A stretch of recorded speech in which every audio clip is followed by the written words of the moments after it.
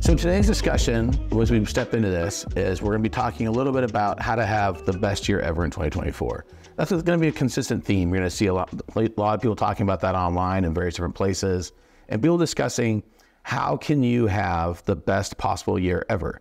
So I want to jump into this, and I'm going to share with you 7 keys for success in 2024. So as you're looking at having the best year ever, and I started to reflect back on this process because we've been doing these calls now, or I've been doing these Zoom calls for almost, we're coming up to almost 4 years, which is kind of crazy to think. Started this on February 3rd, 2020, and we've been doing this every single Monday, continuing through this whole process. Now, next week is Christmas Day. That could be the first day that we might have to make some adjustments, so we'll see how that plays out. But for right now, we haven't missed a single Monday going through this.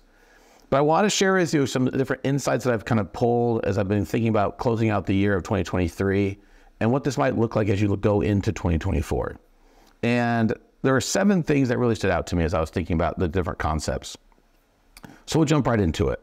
The first one is this importance of building your mindset. Your perception will create your reality. Now, as you're moving into next year, you're going to hear a lot of things. You're going to hear things from the press. You're going to hear things from your local network. You're going to hear things from your friends over the next couple of weeks as you're at holiday parties or get-togethers or as you're spending time with other people. And what you're hearing from others will start to play into what you're starting to see in the world. And the question is what are you going to let become your reality? And that's going to come down to what your perception becomes. Because you start to hear things, you start to ingrain and start to hear different parts of what the market's going to be doing. You're going to start to decide if it is going to be a good year or not. And it always seems impossible until it's done. Like as you start to think about what you want to accomplish, and if you want to have 2024 be your best year ever, it can definitely become your best year ever. It's just having the mindset as you move into it. It's going to be critical to understand that there's going to be a lot of noise in your world that's going to try to pull back and hold you back. In fact, the majority of this is going to be coming from people that might mean well, but in the end, their mindset is going to be in a different place and they're hearing things differently than you might be. And that moves us into the second thing. The second thing that you've got to look at is that freedom comes from standards and boundaries, which sounds kind of counterintuitive. The idea that standards and boundaries, that mostly sounds like you're holding back. So how can freedom come from something that's going to be holding back? Because the thing is, you have to draw the line somewhere. And as you draw the line in your business and as you're in your relationship with the people in your world, it'll actually create freedom. So what starts to happen for a lot of people, and when they're feeling constricted and they're feeling tight, and they're feeling like the market's not as open as they want it to be, they start to drop and lower their standards. They start to drop how they relate to people. They start to adjust and they'll start to make adjustments, and they'll start to work with people that they normally wouldn't work with. Or they might put up with things that they normally wouldn't put up with. And what happens is the opportunity cost becomes significant because people are now being held back and they're not realizing their best use and their best self. And so in reality, if you want to have complete freedom, it's putting standards and boundaries in place and having some non-negotiables in your life to get to where you want to go. And you'll find that at the end of the day, it is your personal peace that is crucial. In fact, you can have that peace with someone, or you can have it all by yourself, but it should be a non-negotiable. Your ability to have peace in your life is a driving force to get you to where you want to go. And you've got to be able to set standards in place to allow you to take a step back to get to where you want to go. Now, number 3, the third key to get to where you want to go and be able to have success in 2024 is you've got to start collecting some victories. And those start to stack up as future evidence of your quote unquote worthiness. Now, they might be micro victories, which is just fine. As you're stepping into it, you'll have some micro victories that allow you to get to where you want to go. But there's going to be a time over the next week, several weeks and months, that there will be an inner voice, and we all have that inner voice that starts to question if we're doing what's right.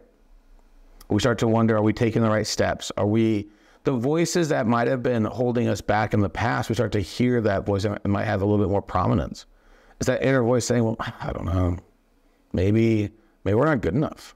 Maybe the market's not built for it. Maybe I'm not good in this market, or maybe this is outside my wheelhouse. And we start to question our worthiness of success.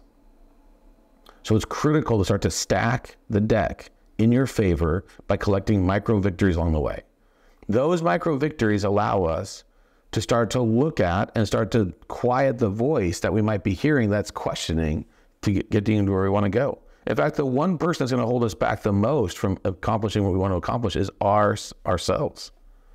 It's that inner voice that we hear that's going to be holding us back. And so what's going to be critical is collecting victories and writing those victories out. Maybe even putting a thing in your notes app.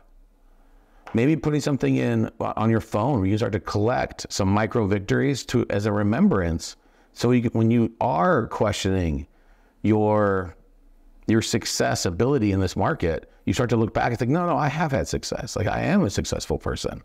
And sometimes it's just the reminder of getting to where we need to go that helps us to get there. Now, self-judgment continues to arise. It's a strong habit. But the fact that I made a conscious commitment to recognize it has helped me stop feeding the story of being unworthy. So you start to look at this idea. I would say this is one of the factors I see happen with agents a lot when the market starts to feel tighter for them, is they start to question if they're good enough, if they have the ability to succeed in this market. And that's just an inner voice that has to be silenced, has to be told to be quiet. And you've got to start to stack the deck in your favor for having some victories. Now we're moving into the next thing, number 4. Being in a constant pursuit of those willing to take the next step. When you're looking for clients to work with, the question is, well, who's a real buyer? Who's a real seller in today's market? Who's a real consumer? A real buyer is someone who takes the next relevant step in the process. And what you're looking for then is you're looking for people who are willing to take the next step. That's what you're looking for. And it might be little steps. Now, we are in a market for the last several years where people had to take huge leaps to compete with how fast the market was moving. In fact, the market was moving so quick that for people to even play in that market, they were sprinting to be able to keep up with how fast everything was going.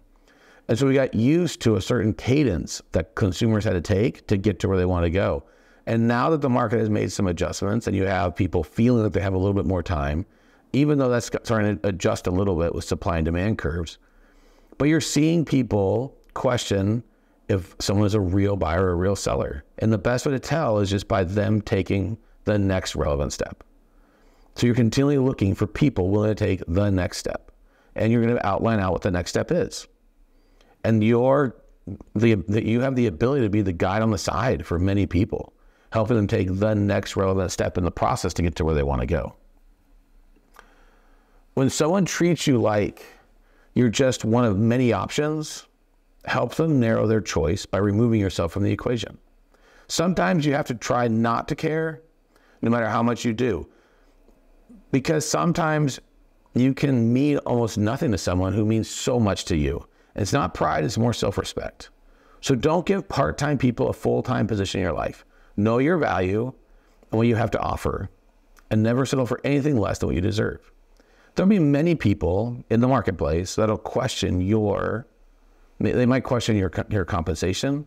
They might question your worth, but you just need to know that there are plenty of other people who won't question that. And so there's no need to have to drop below who you are to try to work with someone. In fact, you need to attract the right people and become more compelling than convincing. We're going to see a market in the next several months where agents are going to become more and more drawn to be convincing. The feeling of desperation will be rampant with their social media posts and how they talk to consumers. And so having a mindset of being compelling will be that much more attractive for consumers to want to work with. And so you being able to focus in on becoming that much more powerful and having a value aspect that you can share is going to be critical to have the success that you want. In fact, the reason why people might not be meeting with you right now, or why you might not be getting the conversion rate that you want, it's a simple fact that they're not seeing enough value with meeting with you. So if you want to stack the deck in your favor and have a higher ratio of people that meet with you, it's becoming more and more clear what your value proposition is, and it's got to be in their favor. They've got to see that it's in their favor to meet with you. That's the safest bet to make. If you want to make a bet in Vegas, it's that people are going to do what's in their best interest. They'll always do that. That's the safest bet you can make. So if you're dealing with consumers, you've got to be able to show the consumer that's in their best interest to meet with you. Because they don't care if it's in your best interest, it's got to be in their best interest. And so it's being able to show the value and leading out with that from the beginning. Okay, number 5, if I treat people right and I continue to show up, even when I don't feel like showing up, even if I don't feel like it, business will show up.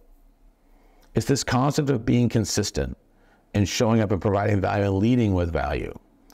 But if you're treating people right and you're doing what's right, you're continually showing up, business will happen. Some days it might flow.